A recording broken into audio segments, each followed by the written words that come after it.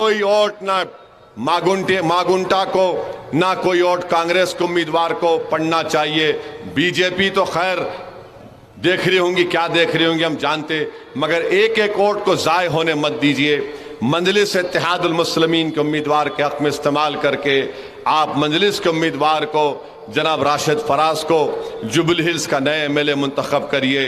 यही चंद गुजारिशात मैं आपके पास रखने को आया हूँ। अस्सलाम वालेकुम वरहमतुल्लाह।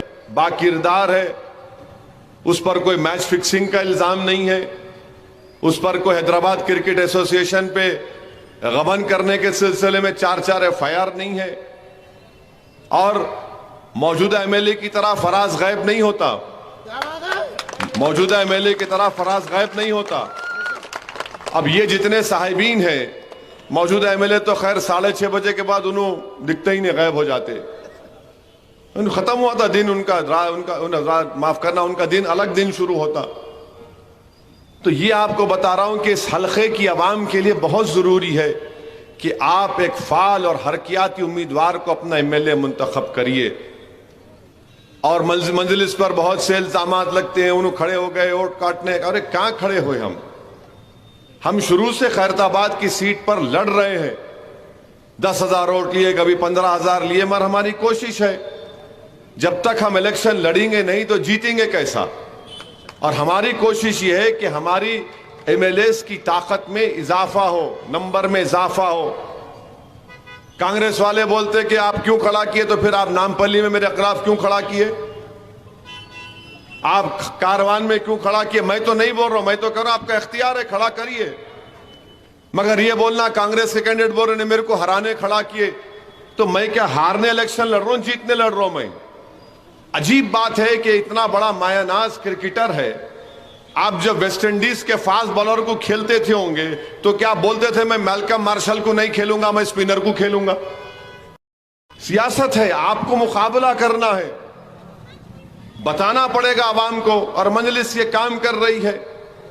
मजलिस यही चाहती है कि देखिए, भारत की सियासत में एक तल्ख हकीकत है जिसको आपको मानना पड़ेगा। जिसके पास उसके वोटों से मुंतखब शुदा एमएलए, एमपी, रुकने बल्दिया, सरपंच होंगे, उन्हीं की बात को सुना जाएगा। आपके 7 एमएलए आपने मुंतखब किए, 9.5 साल में 12,000 करोड़ का खर्चा अक़लियती बजट पर हुआ। आपने 7 एमएलए मुंतखब किए, 201 मुस्लिम अक़लियत के बच्चे और बेटियों के लिए रेजिडेंशियल स्कूल अलहदा खोले गए, जिसमें 1,30,000 मुस्लिम अक़लियत के बच्चे पढ़ रहे हैं। आपने मजलिस के 7 एमएलए मुंतखब किए, सल्लम पर बकने की कोशिश की, उसको जेल को भिजाया। नुपुर शर्मा ने बका, मगर नुपुर शर्मा जेल में नहीं गई।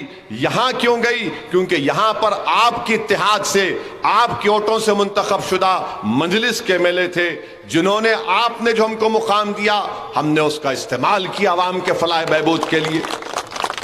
हैदराबाद में आपके 7 एमएलए, हैदराबाद और तेलंगाना में कोई फसाद नहीं हुआ, 9.5 साल में कर्फ्यू नहीं हुआ। हाँ, भैंसा में 1-2 दिन का कर्फ्यू था, मैं मानता हूं वो भी नहीं होना चाहिए था। पिछले महीने मिलादुन नबी का जुलूस और गणेश का इमर्शन का जुलूस एक ही दिन आ गया, तो मजलिस ने